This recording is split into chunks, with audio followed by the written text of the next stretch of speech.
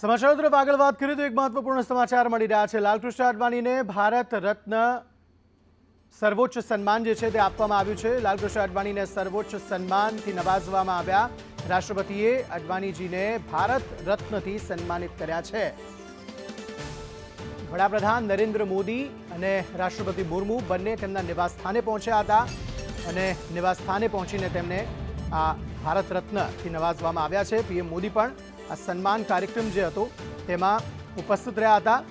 સર્વોચ્ચ સન્માન લાલકૃષ્ણ અડવાણીને મળ્યું છે અને રાષ્ટ્રપતિ દ્રૌપદી મુર્મુના હસ્તે તેમને આ ભારત રત્નથી નવાજવામાં આવ્યા। આ કાર્યક્રમમાં વડાપ્રધાન નરેન્દ્ર મોદી પણ ઉપસ્થિત હતા અને આ તસવીરો એ સમયની જ્યારે તેમને આ ભારત રત્ન આપવામાં આવી રહ્યો છે। પ્રધાનમંત્રી નરેન્દ્ર મોદી તેમની બાજુમાં જ બેસેલા જોવા મળી રહ્યા છે।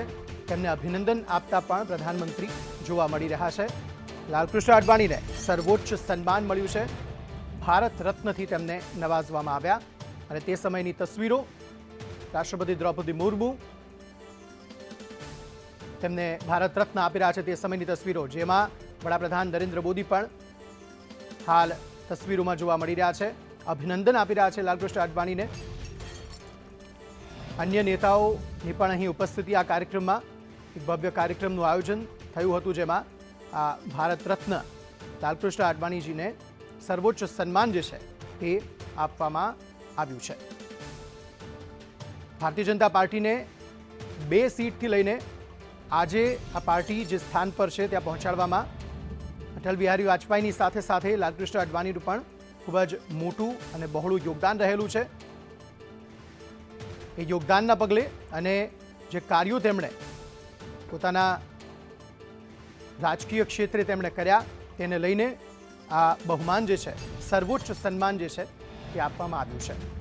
પીએમ મોદી પણ આ કાર્યક્રમમાં ઉપસ્થિત દેખાઈ રહ્યા છે અને અભિનંદન આપતા લાલકૃષ્ણ અડવાણીને તેઓ દેખાઈ રહ્યા છે। રાષ્ટ્રપતિ દ્રૌપદી મુર્મુ દ્વારા આ સર્વોચ્ચ સન્માન લાલકૃષ્ણ અડવાણીને આપવામાં આવ્યું। વડાપ્રધાન નરેન્દ્ર મોદીએ પણ તેમને અભિનંદન આપ્યા હતા। અન્ય નેતાઓની પણ ઉપસ્થિતિ, જગદીપ ધનખડ પણ દ્રશ્યોમાં દેખાયા અને હાથ મિલાવીને અભિનંદન આપતા વડાપ્રધાન નરેન્દ્ર મોદી પણ જોવા મળ્યા। લાલકૃષ્ણ અડવાણીને સર્વોચ્ચ સન્માન મળ્યું છે। ભારત રત્નથી તેમને નવાજવામાં આવ્યા।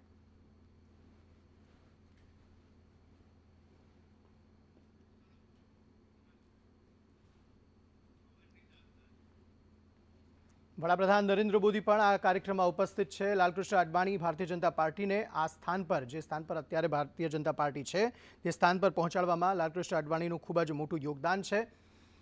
યોગદાનની સાથે જે અન્ય નેતાઓ સાથે પણ તેમણે ખૂબ જ સારા સંબંધો રાખ્યા। ભારતીય જનતા પાર્ટીને ખૂબ આગળ લઈ જવામાં ખૂબ પ્રયત્ન તેમણે કર્યા અને તેવામાં તેમને સર્વોચ્ચ સન્માન હાલ પ્રાપ્ત થયું છે।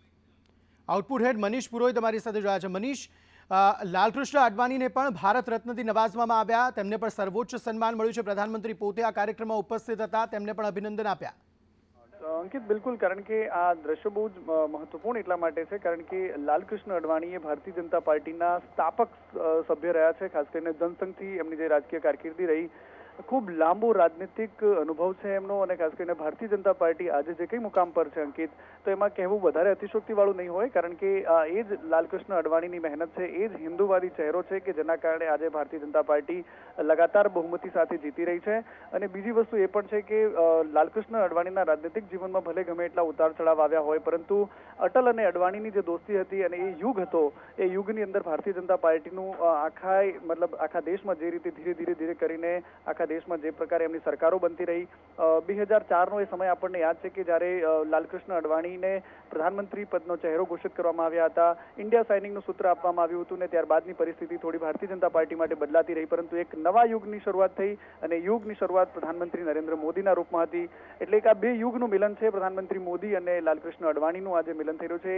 બંને વચ્ચેના સંબંધો પણ અત્યંત ગહેરા છે કારણ કે એવું પણ કહેવાય છે કે પ્રધાનમંત્રી મોદી માટે એ હંમેશા પાર્ટીમાં પોતાના પથદર્શક રહ્યા છે લાલકૃષ્ણ અડવાણી, અને એની સાથે સાથે રાજનીતિક જીવનમાં એમના જે અનુભવો રહ્યા દેશના પેલા માટે, કારણ કે એ પ્રધાનમંત્રી પણ રહી ચૂક્યા છે, મૂળ પાકિસ્તાનથી બિલોંગ કરીને જ્યારે ભારતમાં ત્યારે આવ્યા હતા એમના જે એ પોતે પણ, અને ત્યાર પછીનું જે રાજનીતિ, એમની પોતાની એક પુસ્તક છે આત્મકથા માય કન્ટ્રી માય લાઈફ. એમણે એમના પોતાના જીવનના તમામ જે સંઘર્ષ છે, પોતાની જે રાજનીતિક ઇતિહાસની જે વાતો છે, અને જ્યારે એમના જીવનમાં જે પડાવ આવ્યા, એમના પછી જે ઉથલપાથલ થઈ, એ તમામ વસ્તુનો ઉલ્લેખ એમાં કર્યો છે. પરંતુ એક લાંબો બહોળો રાજનીતિક અનુભવ ધરાવતા ભારતીય જનતા પાર્ટીના ભીષ્મ પિતામહ કહી શકાય તેવા આ નેતા છે. અને આજે જે આ દ્રશ્યો છે એમાં ખુદ રાષ્ટ્રપતિ દ્રૌપદી મુર્મુજી છે, તેઓ પોતે એમને સન્માનિત કરી રહ્યા છે. પ્રધાનમંત્રી મોદી પણ એમની બાજુમાં છે અને એમને અભિવાદન કરી રહ્યા છે.